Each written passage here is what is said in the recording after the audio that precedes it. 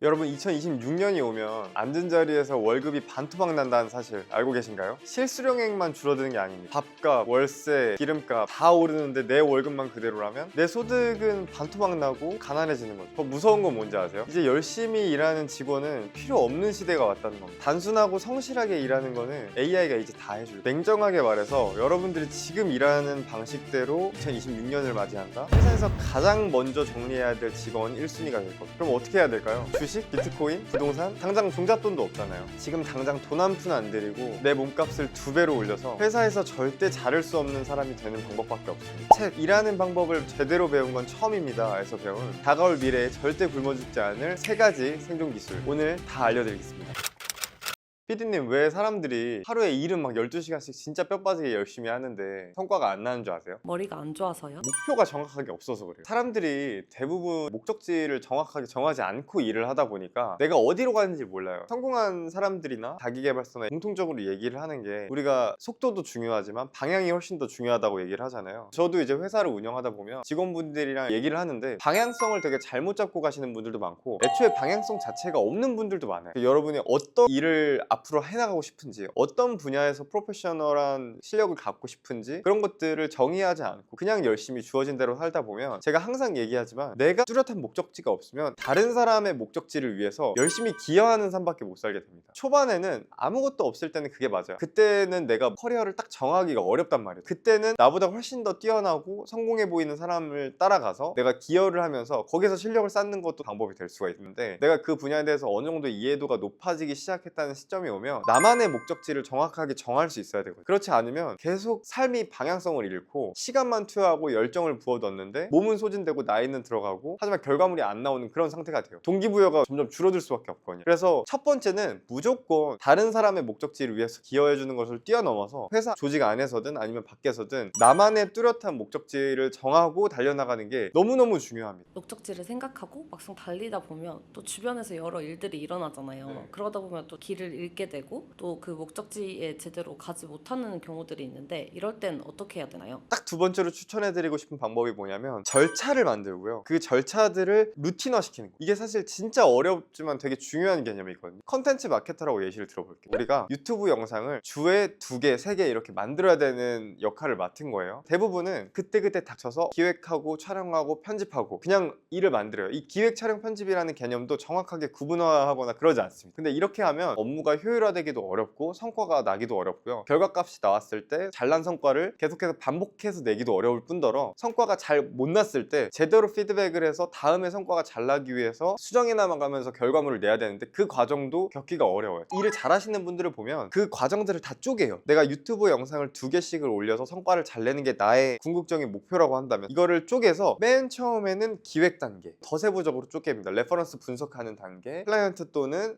출연진의 말투와 톤 앤 매너와 성향에 따라서 수정하는 단계, 그거를 기반으로 대본을 짜는 단계, 이런 식으로 기획 단계도 쪼개고요. 촬영하는 것도 촬영 일정을 잡는 거, 촬영 일정을 잡았을 때 몇 개의 촬영을 하는지, 촬영하는 프로세스나 몇 분 정도의 촬영을 해야 되는지, 이런 기준들을 다 구조적으로 절차화시킵니다. 편집도 마찬가지로 편집 일정도 나는 오늘 반나절은 편집만 집중해서 하겠어, 이런 식으로 집중해야 될 딱 시간을 정해서 편집을 진행을 해요. 그래서 기획이랑 촬영이랑 편집이라는 이런 큰 틀을 3개 정도 구조화를 시키고 본인만의 절차를 만들어요. 물론 회사에서 매뉴얼로 되어 있고 교육이 되는 경우도 있지만 본인만의 절차를 만들어내는 게 찐 실력이라고 볼 수 있습니다. 저는 영상 기획, 촬영, 편집을 정말 빠르게 한다고 자부하거든요. 다른 사람들이 주에 영상을 2개 만들 때 저는 일주일에 4-5개씩 만들었어요. 근데 시간적으로는 그 사람들보다 훨씬 더 많이 쏟아붓진 않았어요. 그 이유가 뭐였냐면 저는 하루에 기획과 촬영을 다 몰아서 했어요. 주에 5일이잖아요. 그러면 반나절 동안 빠르게 기획을 하고 반나절 동안 촬영을 다 해서 일주일치를 하루 만에 다 끝냈어요. 하루에 기획, 촬영을 다 몰아서 일정을 다 맞춰놓고 편집만 딱 집중해서 만들 수 있는 시스템을 만들었고, 계속 절차화시키고 루틴화시키고 이런 것들을 계속 피드백을 하고 효율화시키기 위해 노력을 많이 했습니다. 그 결과로는 저는 주에 4-5개의 영상을 만들면서도 야근을 안 하고 오히려 시간이 남았었어요. 그 남는 시간에 어떻게 했었냐면 기획을 더 잘하기 위해서 계속 공부를 했었습니다. 공부를 하다 보니까 기획 속도가 엄청 기하급수적으로 빨라지는 거예요. 저는 공부를 하고 기획을 뽑아냈기 때문에 훨씬 더 성과들이 좋았어요. 제가 체험해보니까 다른 일잘러들 보면 다 절차화를 시키고 구조화를 시키고 루틴화를 시킴으로써 업무 효율을 극대화시키고 시간을 확보해서 추가적으로 더 공부를 해서 더 성과도 잘 내는 이런 것들을 계속 선순환으로 밟고 있더라고요. 근데 이게 루틴화 할 수 없는 업무들도 있다고 생각을 하거든요. 예를 들어서 창의적인 거나 아니면 고객들마다 다른 경우에는 이게 루틴화시기가 어려운데 이 경우에는 그러면 어떻게 하면 좋을까요? 루틴화를 시키지 못한다고 생각하는 경우가 많아요. 실제로 그 문제를 진짜 깊숙하게 들어가서 제가 해결하려고 달려들면 다 해결이 됐습니다. 결과적으로는 전 마음가짐이 되게 중요하다고 생각해요. 내가 어떤 식으로든 이걸 절차화시키고 루틴화를 시킬 수 있다는 확신을 가지고 임하셔야 길이 보이기 시작하거든요. 그리고